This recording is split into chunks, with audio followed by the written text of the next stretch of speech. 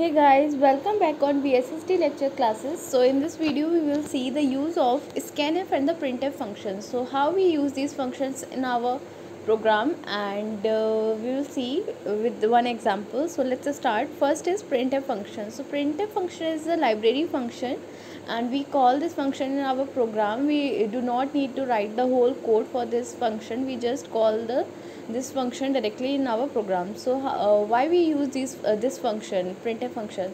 So the use of printf function is to print any kind of data on your output screen. So if you want to print a message or a variable value on your output screen, then you can use the printf function. So let's see what is the format of printf function.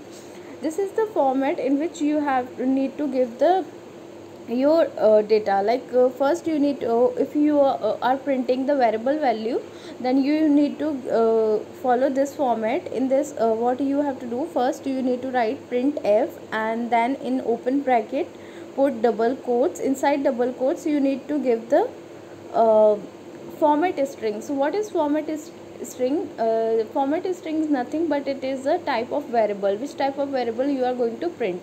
So if you are printing the integer value, then you need to write %d here, okay, and then the variable name x, y, any variable which you have declared, you can put here.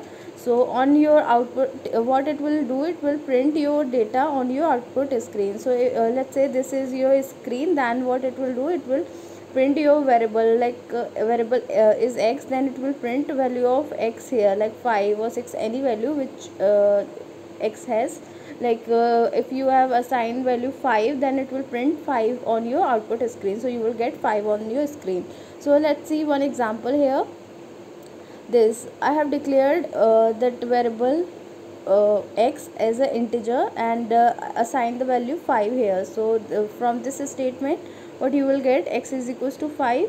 You are doing assigning value 5 to that variable x.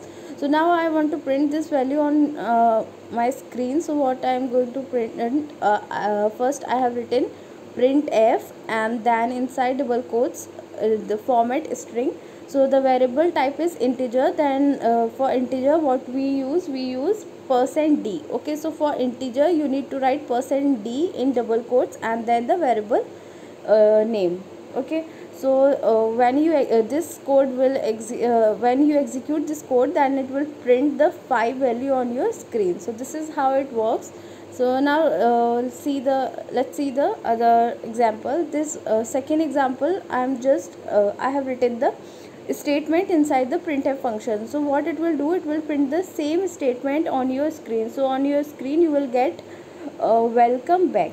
Okay, so we use this printf function to print a variable on your screen, and second to print the same statement or any kind of message or wording on your screen. So you can use this format. Okay, so here these are the format string. %f we use for the float type of variable, %d we use for integer variable, then %c we use for character, and %s for the string. Okay, let's see the scanf function.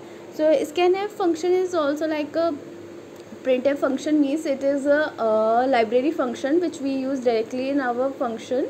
Okay, in code we do not need to write whole code for this also. And the format of scanf, you can see, is just like a printf function. But there is one big difference between printf and the scanf function, is that in printf you have used the format string and then the variable name, but in scanf you must need to use this %, here. Okay, without this you will get the error or in your code. So you need to put this %, before the variable name. Okay, in scanf function. So why we use scanf function in our code? So scanf function, if user want any kind of input from the keyboard, then user can use the scanf function. Okay, so to receive a input from the user or a keyboard, we use scanf function, and to print any kind of data on the screen we use the printf function. Okay, to read data we use scanf, and to print data we use printf function. So here is the example of this scanf function. What I have first I have declared the variable x as an integer, and from this statement what I'm trying to read the variable for variable x. So what it will do, first from int x it will make one block uh, for x variable, which we call as a memory for x. And when this statement scanf statement, when this statement will execute, you will get your cursor on your screen, and then you need to enter any data. Let's say you have entered 10 here, then this value will get stored inside that memory x. Okay, so x will get value as 10.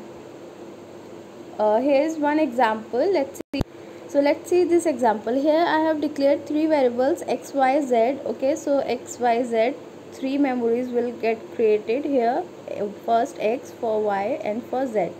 Second, this printf statement, what it will do, here you can see it is written inside double quotes, and there is no format string, or we are not printing any variable. So what it will do, it will exactly print this statement on your output screen. So you will get this statement on your screen. Similarly, second statement also it will print similarly on your screen. So similar kind of statement it is printing enter three numbers. After that I have used the scanf function to read the value of x, y, z.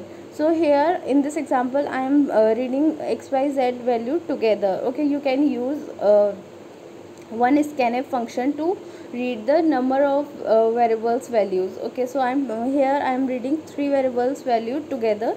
So I have to enter three values together. So first it will read for x, first value it will assign to x, then second value for y, and third value for z. So here you can see I have entered these values 3, 4 and 13. So first value will get assigned to x, second for y, and third for 13. So what it will do, it will store these values inside these boxes, memories. Okay, so when you enter value of variables, these values will get stored in these memories. Okay, so now next is let me clear first screen. Okay, so next statement is this printf.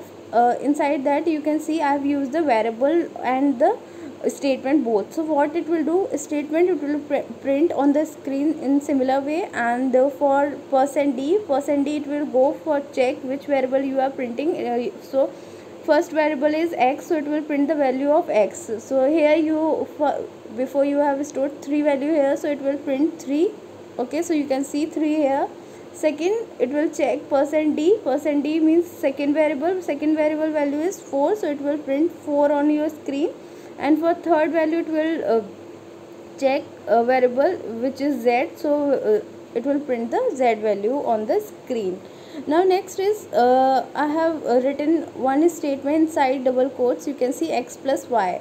So x plus y, it will not execute this means it will not execute the sum of x plus y. It will directly print the this statement on your screen.